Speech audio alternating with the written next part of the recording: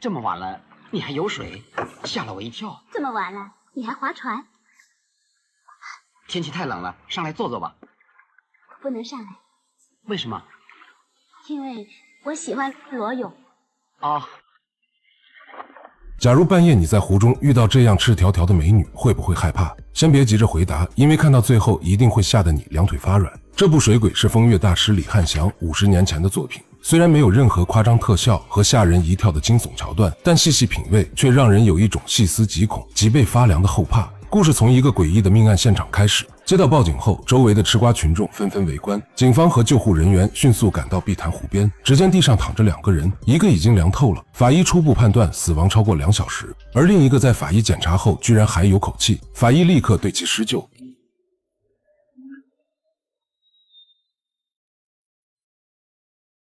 救醒后，法医说他虽然没有生命危险，但心脏受到了巨大刺激，被火速送往医院。从死者遗物中发现他有个很丑的女朋友，名字叫林坤全，是一家负债公司的总经理。随后又对林坤全尸体进行检查，脖子上有明显的掐痕，警察老王一看就知道这绝不是简单的溺水意外。传出老大爷提供了一条关键线索，死者林坤全昨晚是第一次来，而幸存者江涛却是这里的常客。江涛这人平时和和气气，就是爱喝2口，下班后只要不下雨就喜欢来这划船。昨晚11点多，他亲眼看见江涛和林坤全喝得醉醺醺，又吵又闹的上了船。老大爷不放心，一直等到半夜3点才睡。可谁想到第二天一早，船翻了，人也飘了上来。警方随即展开调查，很快林坤全的过往被扒了出来。原来这家伙是个凤凰男，为了攀附豪门，在他的老妈威逼利诱之下，准备抛弃自己的真爱女友孟维，去娶一个能让他少奋斗30年的千金小姐。这段往事直接导致了2年前的一桩悲剧。林坤全和女友孟维相约在碧潭殉情，结果孟维香消玉殒，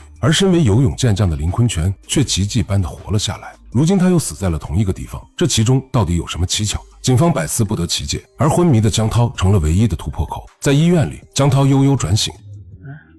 我这是干什么？这是医院，我怎么会到这儿来的？哦，你已经昏迷2天了。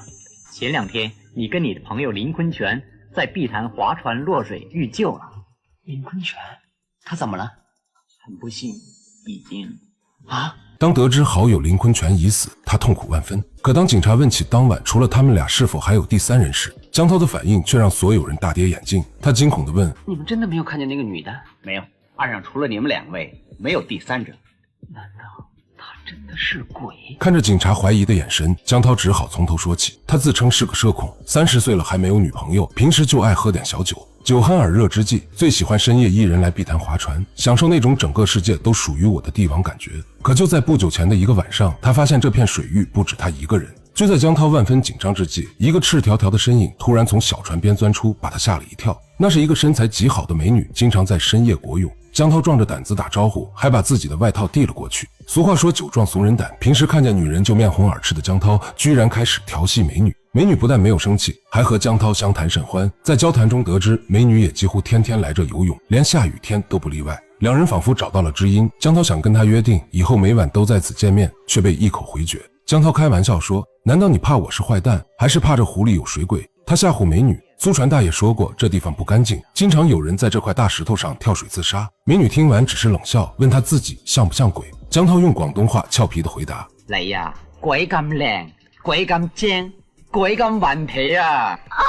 一番话把美女逗乐了。然而美女突然说，就算自己真想自杀也死不了，总会有人救她。江涛随口一句：“我才不管”，竟惹得美女翻脸要走。他跳下船，转眼就消失在夜色里，只在船上留下了一条断掉的手链。江涛以为美女是投水自杀了，担心了一整晚。第2天，他修好了手链，不死心的又来到湖中，果然再次见到了她。他把手链还给美女，美女却说这不值钱的东西就送她当纪念品。江涛心里小鹿乱撞，2人聊得更加深入。聊天中，江涛无意间提到了自己的同学林坤全，就是2年前在这里殉情未死的那个。美女一听反应极大，她虽然假装不认识，但言语间充满了对林坤全的鄙夷。她断定林坤全就是个想用苦肉计摆脱可怜女人的渣男。江涛极力为朋友辩解，美女却不依不饶，最后竟然提出一个匪夷所思的要求，让江涛把林坤全约到这里来，他想亲眼看看这个男人，听听他对当年之事的说法。江涛告诉他，林坤全发过誓，再也不来碧潭了，因为他怕鬼。美女冷哼一声，碧潭没有鬼，是他心里有鬼。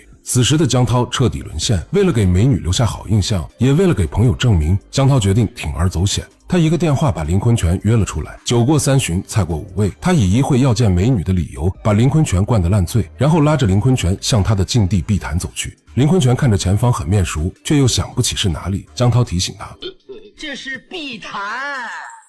林坤全大惊失色，酒都被吓醒了，吵着要回去。江涛连哄带骗，强行把他拉上了一条小船，向湖中心划去。船划到那块熟悉的岩石旁，神秘美女如约而至。她一见到林坤全，眼神瞬间变得冰冷刺骨。她质问林坤全是否还认得自己。林坤全吓得瑟瑟发抖，不敢作声。美女开始疯狂输出，揭露林坤全当年为了前途设计殉情骗局，蓄意谋杀女友的真相。江涛在一旁听得目瞪口呆，这才反应过来，眼前这个女人竟然就是2年前死去的孟维。孟维厉声嘶吼说自己人虽死，心却不死，就是要等着和这个负心汉一块死。江涛被这超自然的一幕吓得哇哇大叫，以为真的撞见了女鬼。孟维让他坐好，说绝不会害他，他的目标只有一个。紧接着，一段尘封的记忆被唤醒。2年前在沙威旅馆，林坤全用花言巧语骗取了孟维的一切，然后又骗孟维吃下一颗药。药效在半小时后发作，这样2人投湖自尽的时候就没有丝毫痛苦，可他自己却根本没吃。林坤全扶着迷迷糊糊的孟维来到碧潭，用绳子把2人的腿绑好，然后一起跳湖殉情。可来到湖水中后，林坤全迅速解开绳子逃走。真相大白，林坤全彻底崩溃，他跪在船上向孟维的鬼魂和江涛求饶。江涛一时心软，就替林坤全求情，可孟维的眼中只剩下仇恨，他嘶吼着当初他为什么不放过我？随后孟维掀翻了小船，让林坤全完成了当年的诺言。镜头拉回医院，江涛讲完了这堪比鬼故事的经历，并拿出了那条手链作为物证。警察听得一愣一愣的，虽然觉得匪夷所思，但还是决定让他进行照片指认。当江涛毫不犹豫地指向其中一张照片时，办案警官的脸色瞬间煞白。他告诉江涛，照片上的女人正是2年半前在碧潭溺水身亡的孟维。这起离奇的命案瞬间从刑事案件升级成了灵异事件，而江涛直接被吓得进了精神病院。在这里有很多跟江涛一样的患者。那么回到刚开始的问题，独自在湖中遇到赤条条的美女，你会害怕吗？我是小 K， 我们下期见。